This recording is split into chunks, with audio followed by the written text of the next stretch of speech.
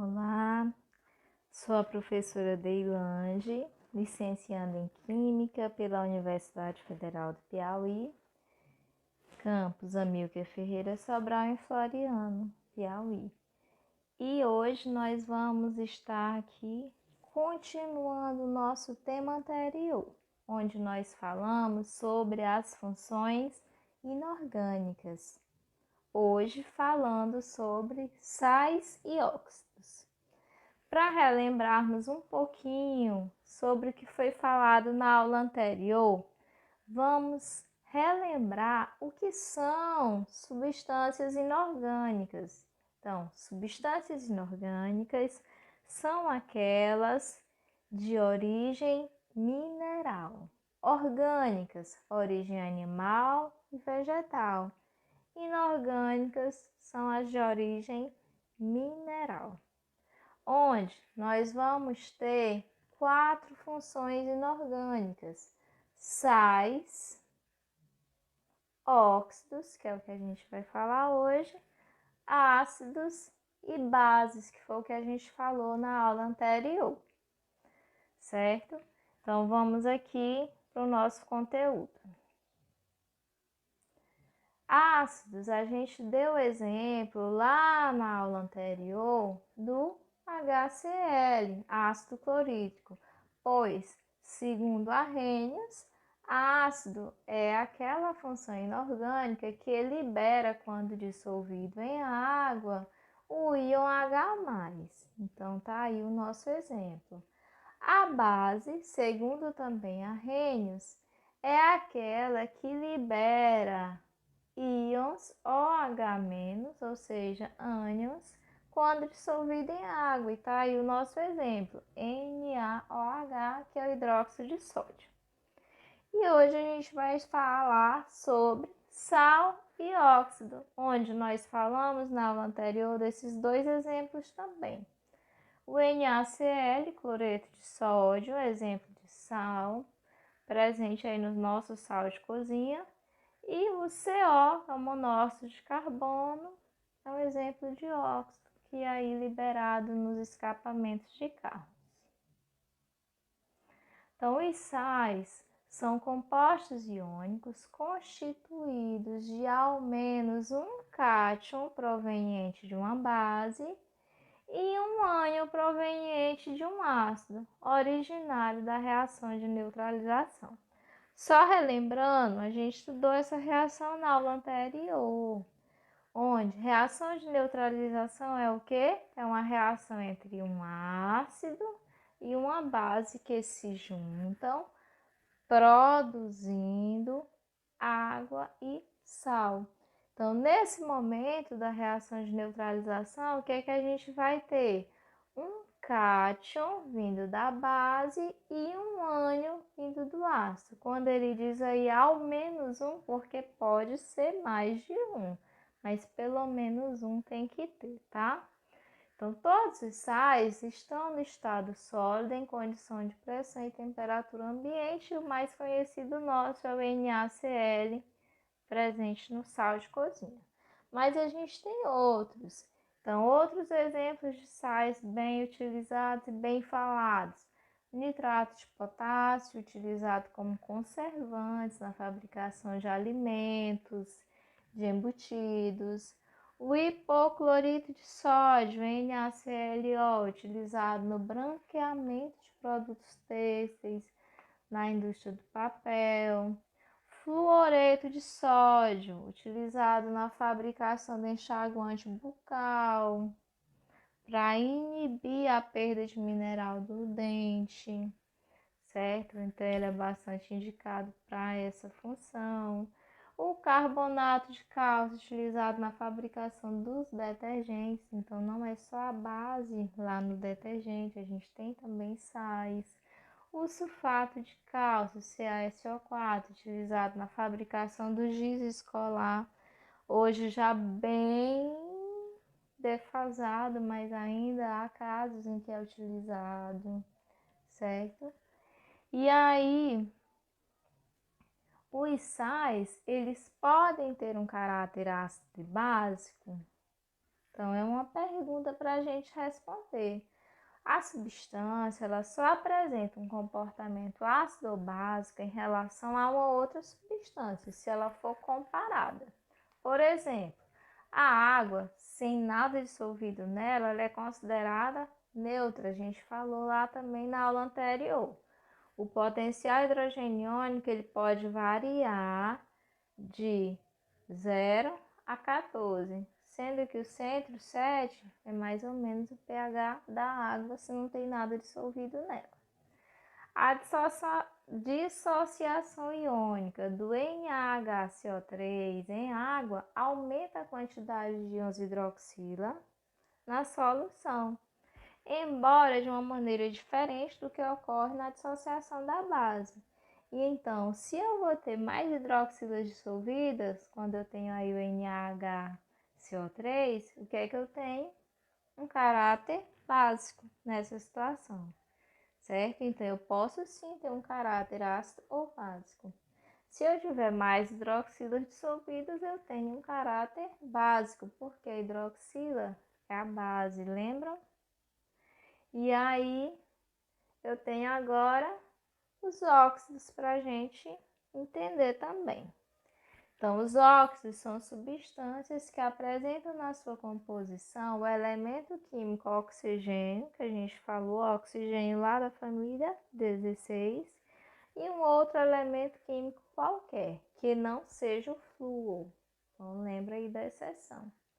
Podem ser substâncias iônicas se forem formadas por elementos químicos considerados metais ou moleculares se forem formados por não metais, tá? Que a gente aprendeu lá na tabela periódica. Aplicações dos óxidos. A gente pode ter o quê? Óxido de cálcio, que é o CaO.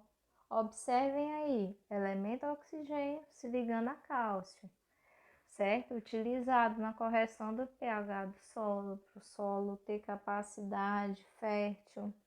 SNO2, óxido de estânio, utilizado na fabricação de latas. Então, mais uma vez, o oxigênio se ligando a outro elemento, que nesse caso é o estânio.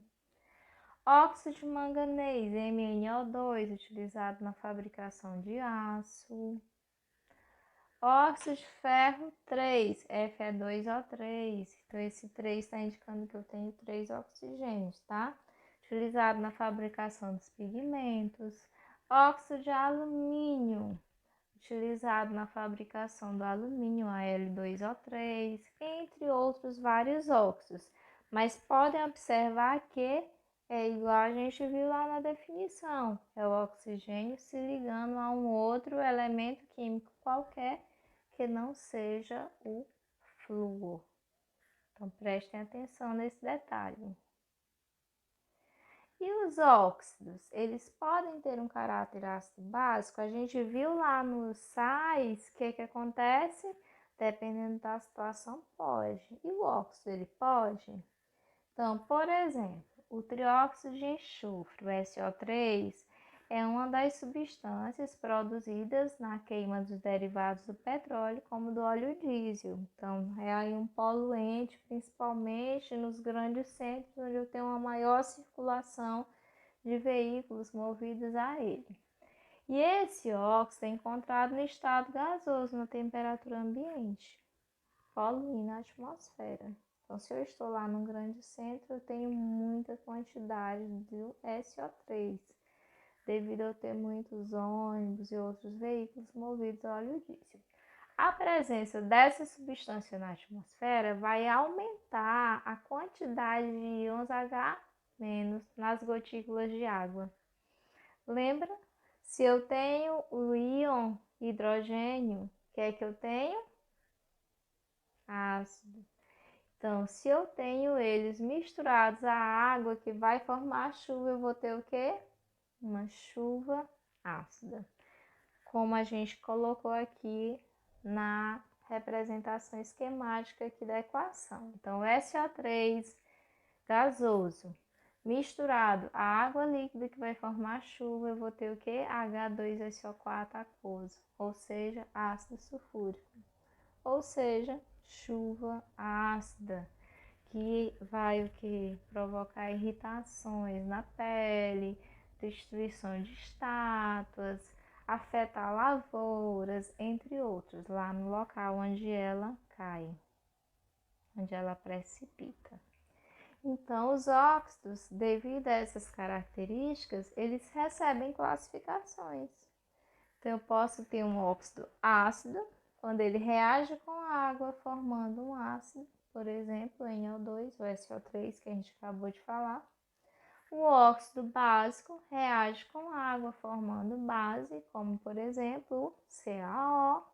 Óxidos neutros não reagem com água e nem com ácidos, certo? Não reagem com água, nem com ácidos e nem com bases. Por isso, eles são chamados de neutros, que é o N2O. Não confundir com o NO2, viu? É diferente. O NO2 eu tenho um nitrogênio e 2 oxigênios. O N2O eu tenho 2 nitrogênios e 1 oxigênio, tá? Então, vamos exercitar agora. Como são denominados os compostos iônicos constituídos de ao menos um cátion proveniente da base e um ânion proveniente do ácido, originários de uma reação de neutralização? Óxidos ou sais? Isso. Então, se eu tenho um cátion e um ânion proveniente, pelo menos um cátion e um ânion proveniente de base ácida, eu tenho um sal, como por exemplo o NaCl, que se forma da reação de neutralização entre HCl e NaOH, que a gente viu na outra aula. Muito bem. Em cada um dos itens a seguir, são indicados respectivamente uma substância e o produto da sua reação. Então, vamos classificar, de acordo com essas informações, se eu tenho um óxido ácido, um óxido básico ou um óxido neutro. FeO produzindo FeOH2. FeOH2, eu tenho a hidroxila, então eu tenho o quê? Uma base. Então, se tem um óxido produzindo base, é um óxido básico. K2O produzindo KOH, mesma situação. Eu tenho um óxido produzindo base, então é um óxido básico. SO2 produzindo H2SO3. Eu tenho um óxido produzindo agora um ácido. Esse hidrogênio aí está indicando que eu tenho um ácido segundo Arrhenius. Então, eu vou ter um óxido ácido. N2O5 produzindo HNO3. Também tem um óxido ácido, certo? N2O não produzindo nada, como também o CO não produzindo nada. Eu vou ter o quê? Um óxido neutro, porque o neutro ele nem produz o ácido, nem produz a base, tá bom?